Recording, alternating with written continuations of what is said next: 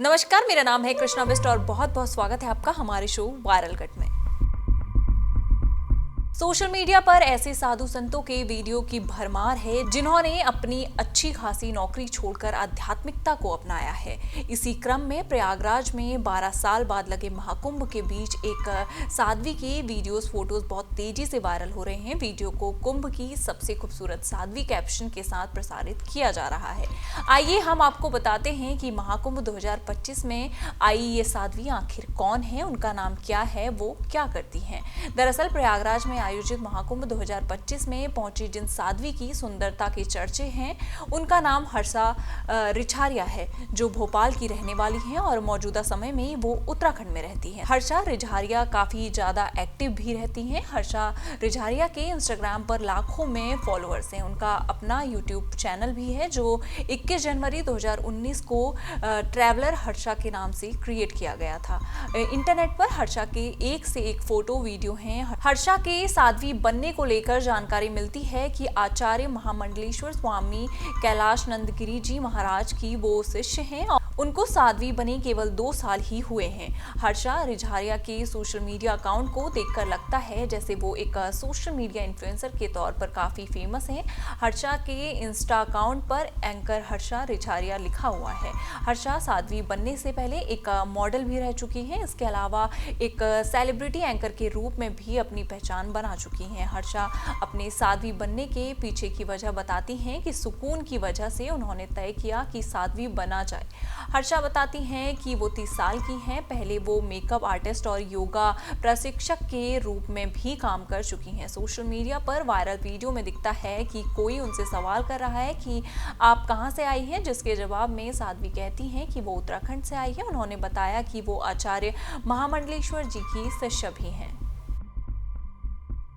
उत्तर प्रदेश के प्रयागराज में 12 साल बाद इस बार महाकुंभ लगा है। महाकुंभ में शामिल होने के लिए देश विदेश से लोग आ रहे हैं। पापों से मुक्ति और मोक्ष की प्राप्ति के लिए वो गंगा मैया में डुबकी लगा रहे हैं। 13 जनवरी से शुरू हुए महाकुंभ मेला में करोड़ों की संख्या में लोग शिरकत कर रहे हैं। अब तक लाखों लोग पावनी गंगा में डुबकी लगा चुके हैं। मकर संक्रांति के अवसर पर आज भी लोग गंगा मैया में डुबकी लगाकर शाही स्नान कर रहे हैं। कुंभ नहाने के पुण्य का धार्मिक ग्रंथों और शास्त्रों में बखान है। सनातन को मानने वाले सभी एक बार कुंभ में स्नान करने की इच्छा जरूर रखते हैं। वहीं कहते हैं, ऐसा भी कहा जाता है कि बच्चों को अपने माता पिता को मृत्यु से पहले एक बार कुंभ स्नान के लिए लेकर जरूर जाना चाहिए। हालांकि कई लोग ऐसा करने में सफल होते हैं तो कई नहीं हो पाते हैं। ऐसे ही एक शख्स बीते दिनों महाकुंभ मेला पहुंचे जिनकी तस्वीर और कहानी सोशल मीडिया पर वायरल हो रही है। वायरल कहानी के अनुसार शख्स अपनी मां, जो शायद अब इस दुनिया में नहीं है, की तस्वीर लेकर महाकुंभ मेला पहुंचे। गंगा मैया में मां की तस्वीर के साथ ही डुबकी लगाई। संभवतः वो मां के कुंभ नहाने का सपना साकार करने की कोशिश कर रहे हैं। शख्स की तस्वीर और कहानी ने बड़ी संख्या में सोशल मीडिया यूजर्स का ध्यान अपनी ओर आकर्षित किया है। यूजर्स शख्स की तारीफ भी करते दिख रहे हैं। एक यूजर ने लिखा, लड़के को ही मां की असली कीमत पता है। दूसरे ने लिखा, धन्य है वो महिला जिसने ऐसे पुत्र को जन्म दिया, भगवान उनकी आत्मा को शांति दे। तीसरे ने लिखा, घर कैसा भी हो मां के बिना अधूरा लगता है। एक अन्य ने लिखा, उन लोगों को बाबा से कुछ सीखना चाहिए जो लोग अपने माता पिता को आश्रम में भेज देते हैं। अपने माता पिता से प्रेम इतना करो कि मृत्यु के बाद भी अपने दिलों में पहले स्थान पर अपने माता पिता को रखो। मैट्रिमोनियल साइट जीवनसाथी.com फिर एक बार अपने कैंपेन के कारण इंटरनेट पर छाया हुआ है। ऑनलाइन लाइफ पार्टनर ढूंढने में मदद करने वाली ये साइट पिछले साल भी अपने एड कैंपेन को लेकर चर्चा में थी। उस एड कैंपेन में कंपनी ने 90s किड को टारगेट करते हुए पूरा कंटेंट तैयार किया था। गौरतलब है कि कंपनी ने पिछली बार दिल्ली में बिलबोर्ड्स और पोस्टर्स लगाए थे जिसकी तस्वीर खूब वायरल हुई थी। वायरल हो रहे पोस्टर की तस्वीर में से एक में लिखा था, डियर 90s किड, बैंड वाले इंतजार कर रहे हैं, आपकी बारात कब निकलेगी। दूसरे में लिखा था, डियर 90s किड, अब तो इस बिलबोर्ड ने भी सेहरा पहन लिया है, तुम कब पहनोगे। एक अन्य में लिखा था, डियर 90s किड, अब तो ये बिलबोर्ड भी मंडप में बैठ गया है, तुम कब बैठोगे। हालांकि इस बार कैंपेन किसी स्पेसिफिक एज ग्रुप नहीं बल्कि सभी कुंवारे लोगों को ध्यान में रखकर बनाया गया है। नए एड कैंपेन का वीडियो सोशल मीडिया पर तेजी से वायरल हो रहा है। वायरल वीडियो में एक ऑटो रिक्शा का प्रयोग मैट्रिमोनियल मैट्रिमोनियल साइट के प्रचार के लिए किया गया है। और भैया एक जीवन साथी दिखे तो रोक देना, तो यही नहीं पूरा ऑटो ही पंचलाइन से भरा पड़ा है, जिसमें सिंगल लोगों के लिए फ्री राइड, किसी ऐसे शख्स के साथ रहो जिसके साथ ऑटो भी मर्सिडीज लगे, गाड़ी के आईने में दिख रहा शख्स जीवन साथी मटेरियल है और मीटर से चलो सोसाइटी के कहने से नहीं शामिल है। ऑटो रिक्शा का वीडियो जिसे सोशल मीडिया प्लेटफॉर्म इंस्टाग्राम पर पोस्ट किए गए इस कैंपेन ने इंटरनेट पर धमाल मचा दिया है। यूजर्स इस अनोखे एड कैंपेन को देखकर रिएक्ट करने पर विवश हो गए हैं। वीडियो के कमेंट सेक्शन में लोगों ने फनी कमेंट की बाढ़ लगा दी है। कुछ इस मार्केटिंग टेक्निक की तारीफ भी करते दिखे। एक यूजर्स ने लिखा, मार्केटिंग आइडिया एकदम क्रेजी है, मुझे तो बहुत पसंद आया। दूसरे ने लिखा, जिसे मिलना होता है मिल ही जाता है, उसे रोड पीआर ढूंढना नहीं पड़ता। वहीं एक अन्य ने लिखा, व्यापार बढ़ाने का अच्छा तरीका है, वाकई शानदार तरीका है। आप में से कई लोगों ने पब्लिक ट्रांसपोर्ट से ट्रैवल करने के दौरान इरिटेटिंग ड्राइवर का सामना किया होगा। बातचीत करने में अनकंफर्टेबल होने के बावजूद वो बार बार आपको टोकते हैं और बात करने की कोशिश करते हैं। कई बार तो वो जिंदगी से जुड़े सुझाव भी देने लगते हैं। ये सब काफ़ी परेशान करने वाला होता है। बीते दिनों एक युवती के साथ भी ऐसा ही हुआ।